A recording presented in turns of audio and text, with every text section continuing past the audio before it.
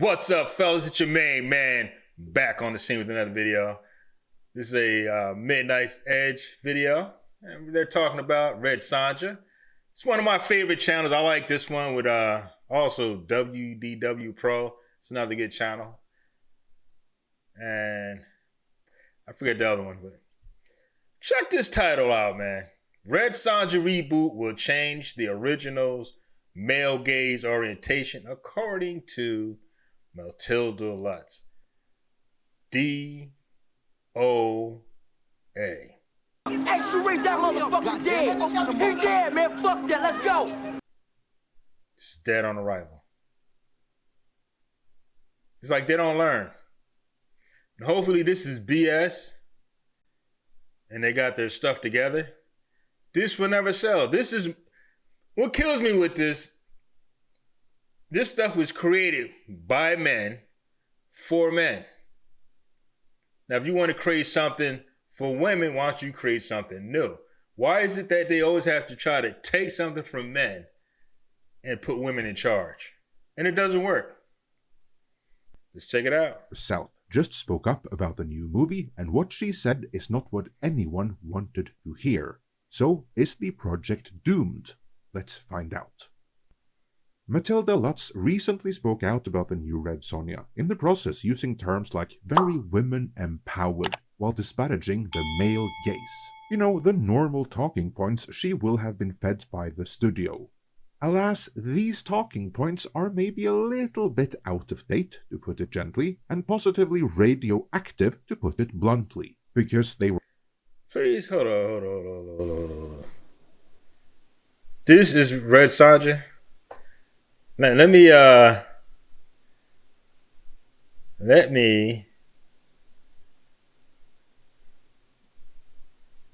they say her name is Matilda Lutz. That better not be Red Sonja.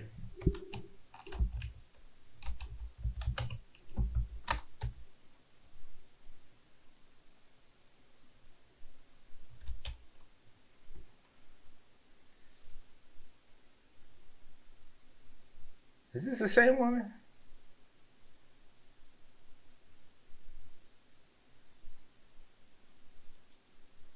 Let's see what she's working with.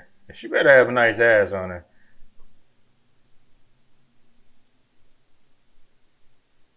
Ah, she's skinny. There's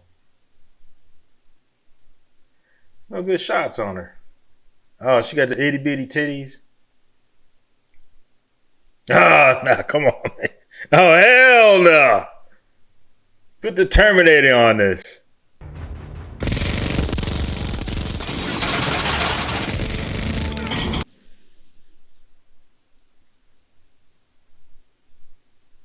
No. She's too skinny for that, man.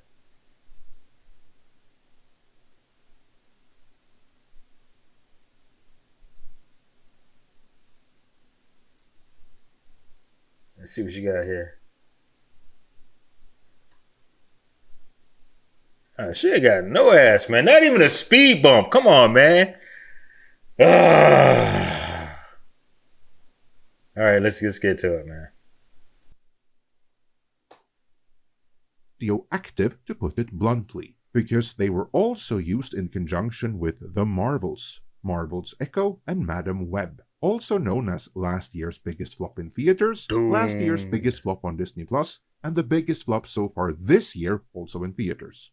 The box office analytics suggests that audiences are kind of fed up with women-empowered girl bosses and movies critical of the male gaze. And what is more, the data also suggests that female audiences are the ones most fed up, because it is primarily the female audience that fail these movies at the box office. I do have some... Most women don't give a damn about comic book heroes. Let's give it a buck. Only reason why to go because you've taken them to the movies. That's it. As far as like being really into the comic books and stuff, I go to comic book store every week. Only time you see a woman in there, she's with her boyfriend. You don't see like groups of girls in the comic book store buying stuff. You don't see that. Not the one by my job and not the one downtown Red Bank. You don't see it. It's just not there. It's rock and roll. Some thoughts on why these outdated talking points remain in play though, but before I get to that, let's briefly revisit the production and development of this movie, in the process addressing the concerns surrounding director MJ Bassett, a trans woman whose past credits include the likes of Jack Reacher, The Terminal List, Altered Carbon, and Solomon Kane, and the change in Red Sonja's origin, as well as what this movie almost was. Because if you think this sounds bad, you have no idea what kind of bullet was dodged. Oh man, Hollywood is trash, man. I'm gonna tell you, there's two things that keeps Hollywood from being what it should be. Nepotism, which has been killing Hollywood for years, and DEI. It's just crushing it. They're both bad. It's rock and roll.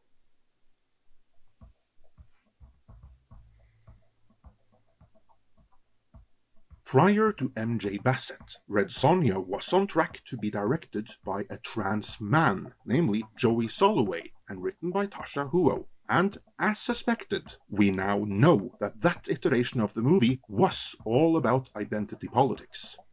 We've covered this before. To briefly recap though, Joey Soloway, which is a gender fluidity activist through Jesus and through, Christ. was not about to allow Red Sonja to actually be a redhead. Oh no. Red Sonja had to be black. Are you crazy? Is that your problem? And so Joey Soloway cast Hannah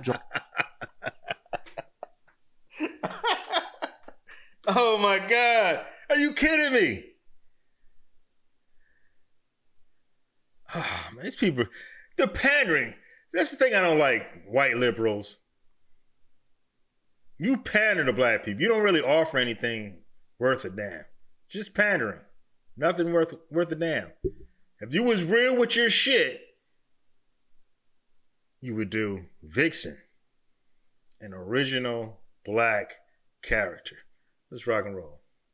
John Kamen as Red Sonja, to Black great Red cheers Sonja. from the entertainment media complex. Furthermore, Soloway Ooh, look would at them titties. reportedly have none of the deeply problematic male gaze. So Hannah John I'm gonna Kamen's gaze Red at the Sonja titties, was goddamn. rumored to be Goddamn, you covered up weirdos. in Galadriel-style armor. So her Red Sonja probably would have looked a lot like her ghost in Ant-Man and the Wasp. As for the activism, I have heard what I stress are Put the unconfirmed Terminator rumors, on it! but rumors nonetheless that the movie was set to be so inclusive that heteronormativity, men in general, and straight white men in particular, were treated as evil and aberrations. Joey Soloway's iteration of the movie likely would have Well, at least you still get to be straight males. If you black, you gotta be...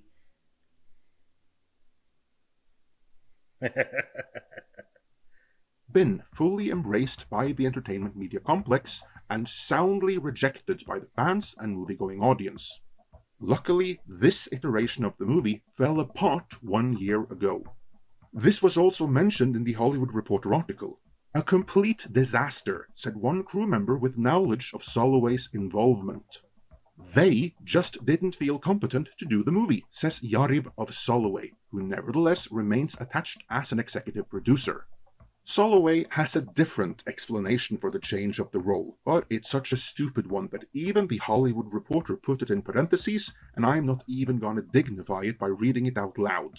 Anyway, it was in the aftermath of Soloway's iteration of the movie falling apart that MJ Bassett, who did grow up with the Red Sonja comics, became involved.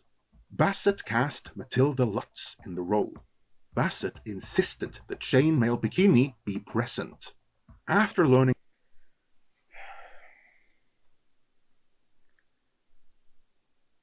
Can we get a chick with a nice rack and a juicy booty?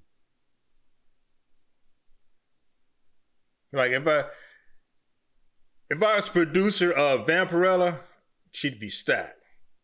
Trust me. We wouldn't be playing no games. And there's built like a little boy stuff they like to push in Hollywood. this, Highly I weird. still had one lingering fear, which I Look at him- addressed look at in the jugs on this previous chick, video, man. namely that they were still seemingly We can't get a using chick like Soloway's that? script. Luckily, Bassett addressed this to the Hollywood Reporter. Bassett's script steers clear of sexual politics and gender. Curious and friendly in person, Bassett also is direct. I didn't warm to the previous script, which was much more sexual politics. Obviously, in my personal life, I'm interested in that, but as a storyteller, I don't think it's interesting. That, I think, is what many needed to hear. But there was also something else some would rather not have heard. But here, I have to be really careful with how I word myself due to this platform's censor bots. Bassett also eliminated a key plot point from the original 1985 film, Sonja's grape by marauding enemies, saying, "I have no interest in fictional women who use grape as an engine of motivation. It's not a strong motivation." Well, that is Batman's motivation. Was trauma, a tragedy. His parents were deleted. That was his motivation to become Batman. There's no difference. She's just a human being in the world of femininity. Let's explore that further.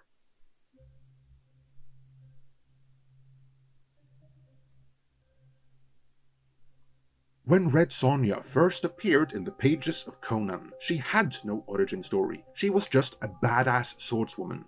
It wasn't until a couple of years and several appearances later that she was retroactively provided with one. So keep that in mind. Red Sonja wasn't written with any origin story. It was retconned in later, and later still, retconned away. But getting back to this fleeting origin, at age 21, Red Sonja's family was killed by roaming marauders who also, shall we say, had their way with Sonja without securing consent first. Forced. In the aftermath of this, a Intercourse. goddess came down from man, the they got the sky flat to booty give going her on here. I don't magic like that. sword-wielding powers Lawsuit. in exchange for her never being able to get down with another man lest he best her in combat first. I always thought this diminished the character, because it meant she never had to work for her fighting ability. She was... Yeah, that was corny. I'm gonna have to rock with that. That was corny. Because where was the goddess when the tragedy was happening? They didn't stop that. They just let it happen. I can't rock with that. literally magicked into an undefeatable Marisu. Wonder Furthermore, Ray. while I never read Joey Soloway's script myself, I did hear, again, unsubstantiated rumors that the unrequested gangbang was present there and formed an important part of the would-be movie's anti-male and anti-heteronormative messaging. In other words, that particular origin story is not a hill I will die defending, nor do I think anyone else should. Before we move on, let's go back to star Matilda Lutz and exactly what she said when CBR stuck a microphone in her face while she was passing by on the red carpet promoting her film Magpie. So, what I can tell you about Red Sonja is that the first ones and the comics were made with a very male-gazed orientation. This is a completely different story and it's very women-empowered, which I loved about the script. Translated, that means someone told her to say the comics were very male-gaze, even though they frequently starred Conan, who was much more scantily clad than... That's the hypocrisy of the weirdos. What's the difference here?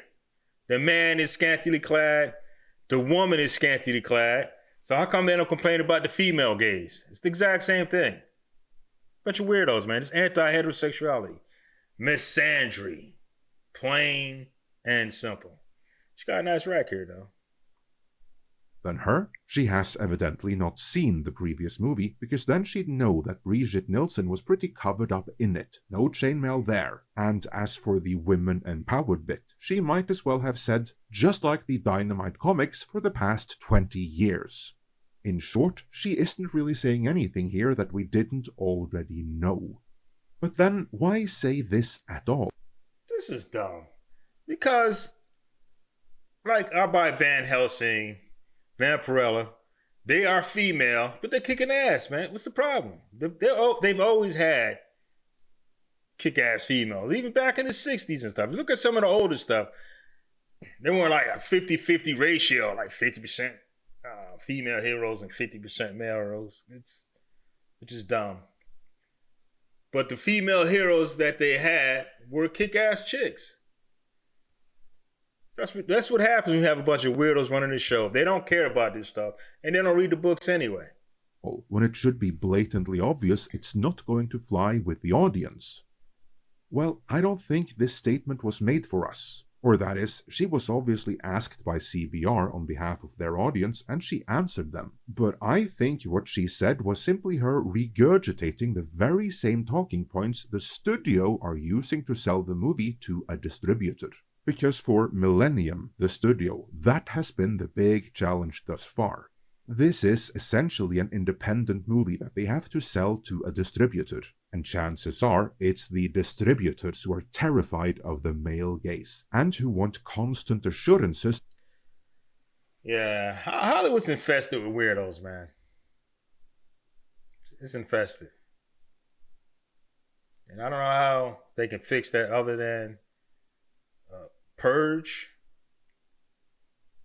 And another problem, if I haven't mentioned it, I think I'll say it again. Nepotism and DEI is destroying Hollywood. We're not getting the best talent. Either way, with nepotism, we don't get the best talent. With DEI, we don't get the best talent. We're not getting the best talent.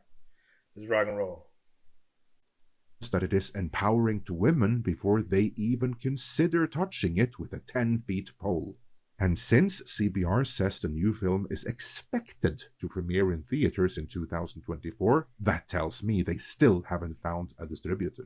Maybe they'd have better luck if they changed their talking points, because by now, distributors should have learned from Marvel's failures that female empowering girl bosses don't sell. Still, these comments honestly don't worry me too much, because there's nothing here we didn't already know. Considering MJ Bassett's previous body of work, which again includes the likes of The Terminal List, Jack Reacher, Altered Carbon, and the excellent Solomon Kane, a movie you should check out if you haven't seen it. Check that out. I'd be surprised if Bassett drops the ball that badly here. I mean, this is the first time ever the chainmail bikini will be seen on film, and Bassett did that. In short, I'm still not too worried.